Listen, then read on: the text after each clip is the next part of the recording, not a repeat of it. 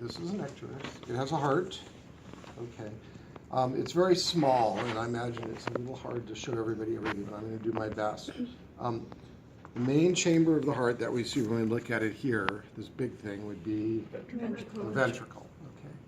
And extending forward from the ventricle is this little skinny section there. That would be the conus arteriosus. And then that expands into a swollen area here, which was the bulbous arteriosus. Okay. And that technically is not part of the heart. That's the ventral aorta. And then coming back to the heart from behind, and again, this is going to be really a little challenging to show people. But if I lift up the ventricle, you can see on either side coming in here the hepatic sinus coming in from the liver. So that's the left hepatic sinus right there, and that's coming into the sinus venosus. And you can also see atria that kind of poke out on either side. So this would be the left atrium of the heart here. Right there. I think everyone did pretty well finding those. Okay.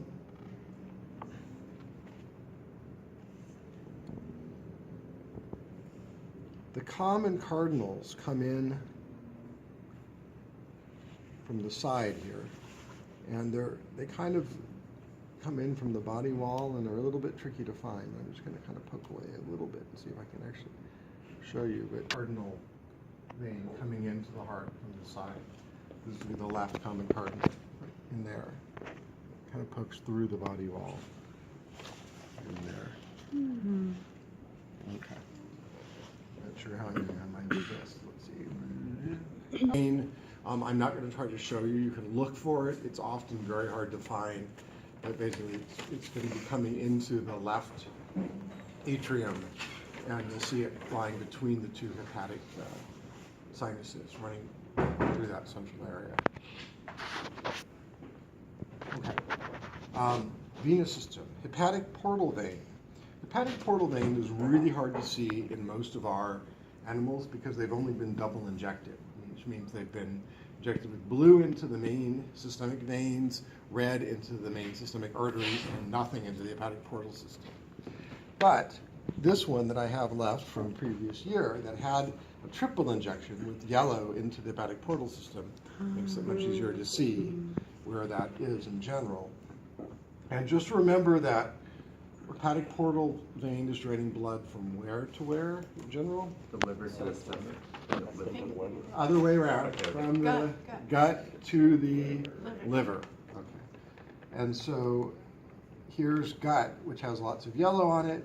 Here's the liver, which has lots of yellow. And right there is the connection between the two. And what's that mesentery that connects the liver to the gut? Lesser omentum, exactly. And so the hepatic portal vein runs through the lesser omentum. And that's the only part of the hepatic portal system I have to find on these guys.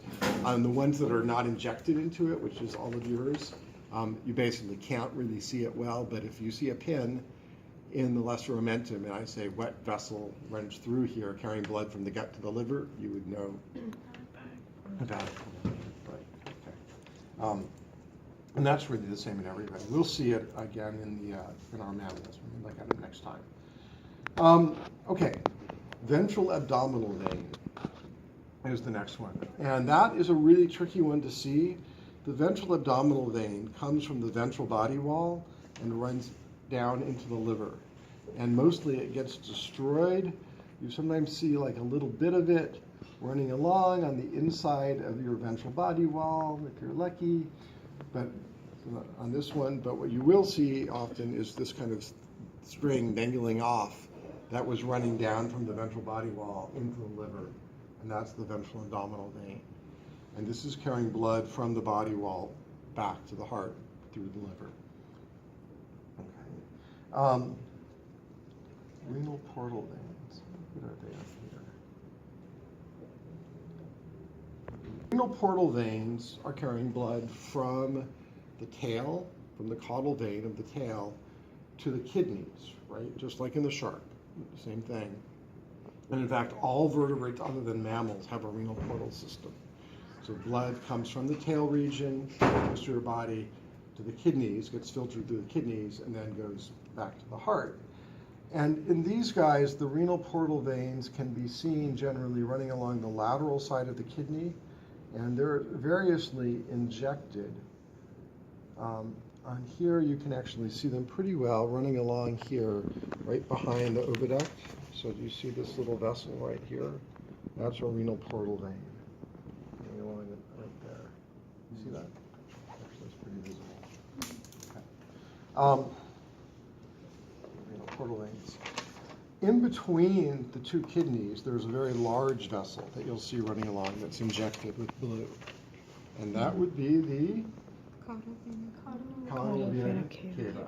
Yeah. And so that again is that new vein that we find in Necturus and all tetrapods that we hadn't met in a shark. And blood that goes through the kidneys from the renal portal then drains into the caudal vena cava, and the caudal vena cava runs forward and then dives ventrally to enter into the liver. So you can see it here, entering into the liver. It's going to pass through the liver and then come along like this and eventually drain back by hepatic sinuses and back to the heart. So, is it still called the caudal? It's still called vein, the caudal, even when it's in the liver. Caudal vena cava, even passing through the liver. Yes. Technically, what it's done, at least in evolutionary terms, is it's taken over the right hepatic vein that was draining the liver, and it's kind of tied into that, passing through that right hepatic vein. And I'm not sure if this is where I am, but I'll just tell you anyway. The left hepatic vein on the left side of the liver then remains, and you can usually see it as an injected vessel running along the left side of the liver, and pick it up again here, and it dumps into the caudal vena cava right at the cranial end of the liver. That's left hepatic vein running along there. The only other, two more veins, I guess, actually. If we look, actually on this one's pretty prominent, but if you look at the front end of the kidney, the renal portal vein actually continues forward past the front end of the kidney and on either side. You can see it running along here. And that part of it that's running forward past the kidney is the posterior cardinal vein. So that's this thing right in here. You see that? That's true. And in the shark, that was the main vein that was draining the kidneys forward into the heart. In these guys, the caudal vena cava has taken over that role, but they still have a posterior cardinal that is draining a little bit of blood forward like that. And so that's posterior cardinal, and we could trace that, in theory at least, all the way forward to the common cardinal and back to the heart. The last vein that you're supposed to look for is the anterior cardinal, and that can be pretty tricky to find. I don't know that I've got it on this one here at all. Let's see. Oh, actually, yeah. Cardinal is kind of coming back into the common cardinal, as you would expect, from the front end of the animal. And I'm just going to dig around here until we can see it a little bit better. Here, this would not be something I would feel good putting a pin in, just not so I don't worry you. But right here, coming into the common cardinal from anteriorly right there, the anterior cardinal. And this is draining the front end of the head, basically, the gill region, back to the common cardinal and back to the heart. Okay. All right. Then we get to the arterial system. And this one of mine, you may notice, is missing its whole ventral side of the head. Unhelpful. We will come to this beautiful animal here, where I'm not sure how well we can see this on here either, but we'll take a look. Let's see if I'll dissect it. Is this beautifully dissected? Heart forward from the bulbus arteriosus. What you're going to see is the bulbus arteriosus is going to split into the afferent branchial arteries. And I'm just going to rip a little bit and hope that I can do this without just. So here's the the bulbus arteriosus right there, and coming off of it, branching over towards the side here, is the root of the afferent branchial arteries. Do you see that? Okay. I think that's at least visible right there. Okay. And if you could trace this out well, you would see is that it branches into a first, second, and third afferent branchial artery going to the three gills. So those are the ventral parts of aortic arches 3, 4, and 5. Okay. And then there's also a pulmonary artery. Normally that would go to the lungs, but remember in these guys, the ventral part of that 6th aortic arch is lost, and there is no supply from the ventral aorta to the lungs. The lungs are getting their blood from the dorsal aorta, it's oxygenated. Yeah. So we only see the 3 afferent branchial arteries. But we see it with the efferent, right? The pulmonary? Yes, exactly. Okay. So then coming to the efferent, and fortunately I have this one where you can see it a little bit better. There's all that. Fascinating. Flip everything open here. Very prominently, when you open up the dorsal side of the pharynx and a posterior body wall on these guys, you see these 2 arteries arching together here, like this and this. And those are called the radices. Oh, yes. Yeah, each one of these is a radix, and together they're the radices is the plural. And they're the radices of the aorta. So this is the dorsal aorta right there, and these are the radices. Radices means roots. So they're the roots, if that's the trunk of it, coming together to form the trunk of the aorta. Okay. Oops, where's my list?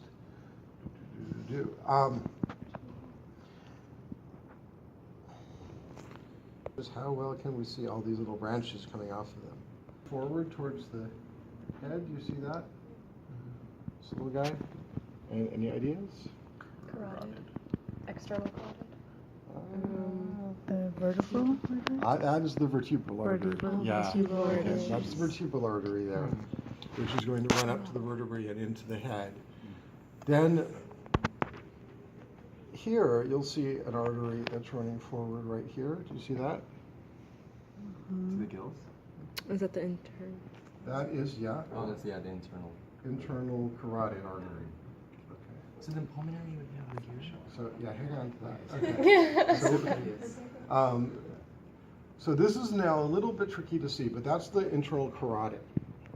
So if you remember, the carotid is coming off of the 3rd efferent branchial artery, the 3rd arch, and that can be seen not very well, but can be seen kind of right here. That is the 3rd efferent branchial artery. Just lost it. Right there. Efferent branchial artery, which comes around and continues forward as the carotid. Okay. Okay. There's a little short connection between the 3rd efferent branchial artery and the radix of the aorta, right here. That little connection. And that little connection is called the carotid duct. And that represents the dorsal aorta between the top of the 3rd and the top of the 4th aortic arch. Okay. And then here, I did see this earlier, so hopefully I can see it again. Yeah, you can see here the 4th and the 5th, I'm sorry, the 4th and 5th aortic arches, the 2nd and 3rd efferent branchial arteries coming out of the 2nd and 3rd gills. And those come together to form that radix of the aorta. Again, they could be a little bit more cleanly dissected, for sure, but that's what's coming out there. Okay. Cool. The pulmonary artery now.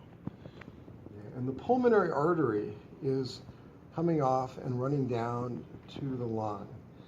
And it's pretty weird in these guys that you're running oxygenated blood to your lung. Why would you do that? Well, lung tissue has to be supplied too. And whether we're going to be able to see it well here's a blood vessel coming down to the lung. Do you see this running along there? That's the pulmonary artery.